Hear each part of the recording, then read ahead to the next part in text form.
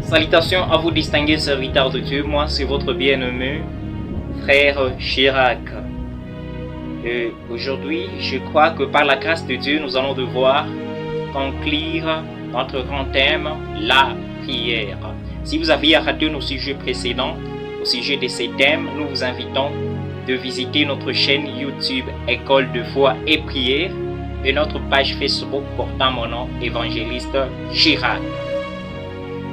Les différents types de prières. Parlons-en un tout petit peu de la prière de disciples dans la chambre haute. La prière de disciples dans la chambre haute. Lisons Actes chapitre 1 et les versets 13 et 14. 13. Quand ils firent arriver, ils montèrent dans la chambre haute où ils se tenaient d'ordinaire. C'était Pierre, Jean, Jacques, André, Philippe, Thomas, Barthélemy, Matthieu, Jacques fils d'Alphée, Simon le Zélote et Jude fils de Jacques. 14. Tous d'un commun accord persévéraient dans la prière avec le femme et Marie, mère de Jésus, et avec le frère de Jésus. Après l'ascension, le Seigneur leur avait laissé déjà une promesse qu'ils allaient recevoir le Saint-Esprit pour être ensuite ses témoins. Pour dire qu'il n'y a pas de mandat sans la plénitude du Saint-Esprit. Qu'il n'y a pas de disciple-là sans la plénitude du Saint-Esprit. Pour être un témoin de Jésus, la condition que le Seigneur a placée, c'est de recevoir d'abord la plénitude du Saint-Esprit. Et les disciples, sachant cela, ils étaient tous réunis, confinés dans la chambre haute, en train de prier avec persévérance, avec constance, pour que la promesse du Seigneur puisse se réaliser dans leur vie. Et dans les Actes des Apôtres, chapitre 2, et les versets 4, la Bible déclare que leur prière avait été exaucée. Car nous lisons ces paroles. Et ils firent tous remplis du Saint-Esprit et se mirent à parler en d'autres langues selon que l'Esprit leur donnait de s'exprimer. Leur prière était exaucée. Ils étaient tous remplis du Saint-Esprit. Ils étaient tous saisis par la plénitude du Saint-Esprit. Et c'était merveilleux. C'était merveilleux. Car après la plénitude du Saint-Esprit, ils ont servi autrement les seigneurs. Ils ont servi les seigneurs dans une autre dimension. Parce que la plénitude du Saint-Esprit nous introduit dans une autre dimension. La plénitude du Saint-Esprit nous introduit dans un autre onglet dans le service du Seigneur. Vous avez besoin de la plénitude du Saint-Esprit.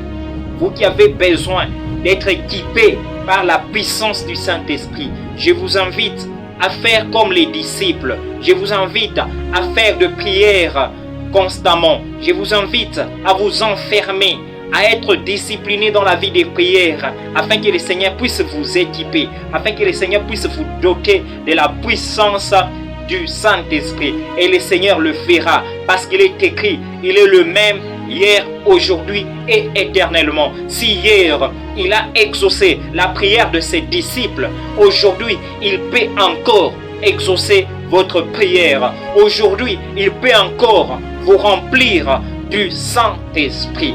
Quant à vous, vous n'avez qu'à prier constamment, et avec discipline. Le deuxième type de prière pour aujourd'hui, c'est la prière de David.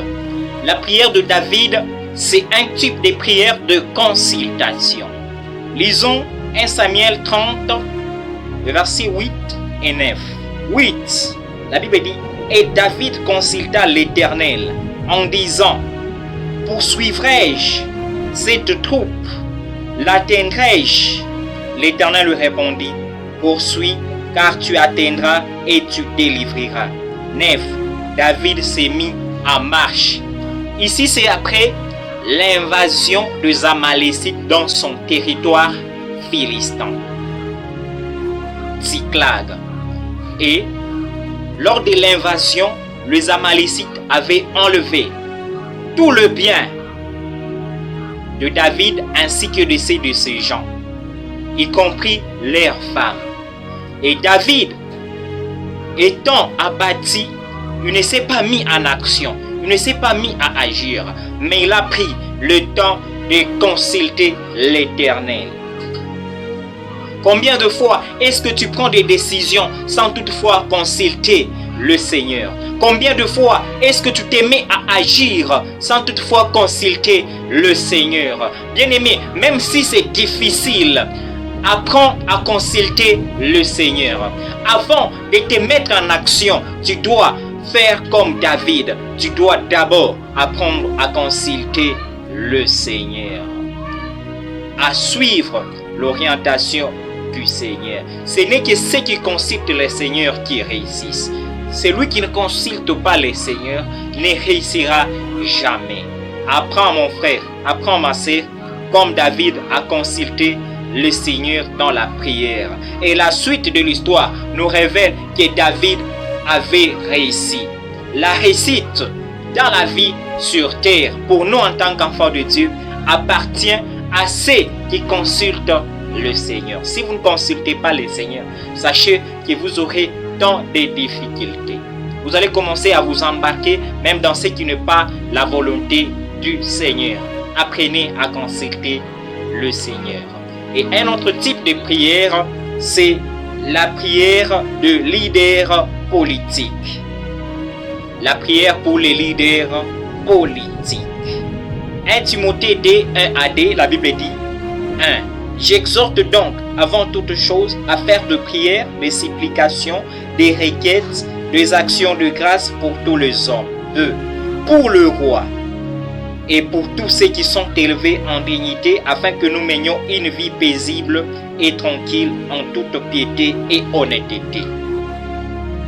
La parole de Dieu nous invite à faire de prières, de supplications, des requêtes pour tous les hommes, pour le roi y compris, ainsi que pour tous ceux qui sont élevés en dignité. Il est de notre devoir, chers chrétiens, d'intercéder en faveur de nos présidents de la République. Il est de notre devoir d'intercéder en faveur de nos députés, en faveur de nos gouverneurs, en faveur de nos présidents de la République, afin que nous menions une vie paisible et tranquille. Bien-aimés, ne négligeons pas ces types de prières. Commençons à intercéder quotidiennement pour nos présidents de la République, pour nos députés, pour tous ceux qui nous gouvernent, ainsi que pour tous ceux qui sont élevés en dignité. Conclusion, j'aimerais t'inviter à être un homme de prière, à être une femme de prière, parce que dans la prière, il y a la puissance. Dans la prière, il y a la solution à tout problème. Je vois un homme dans les Actes des Apôtres, et cet homme c'est Pierre. Il était arrêté, innocemment on l'a enfermé par le roi Hérode. Et pendant que lui était en prison, la Bible dit que l'église était à genoux. L'église priait constamment en sa faveur. Pendant que l'église priait, la Bible déclare que les ciels opéraient. Laisse-moi te dire qu'à chaque fois que tu te mets à genoux pour prier, Dieu s'élève sur son trône pour agir en ta faveur. À chaque fois que tu te mets à prier, le ciel se met à agir. N'abandonne pas la vie de prière. N'abandonne pas la prière. Sois un homme de prière. Sois une femme de prière. Parce que dans la prière, il y a la puissance qui libère. Il y a la solution à tout problème. Et même si vous lisez les Actes des Apôtres chapitre 16, vous allez voir qu'au milieu de la nuit, pendant que Paul et Silas priaient, il y avait un miracle qui s'opérait. Bien-aimés, dans la prière, il y a la puissance. Dans la prière, il y a la solution à tout problème. Quel que soit votre problème, continuez toujours à prier. Priez avec persévérance. Priez constamment. Et le Seigneur, par la puissance qui libère avec de la prière, peut vous donner solution. nous achevons aujourd'hui avec notre grand thème, la prière. Nous allons aborder notre thème.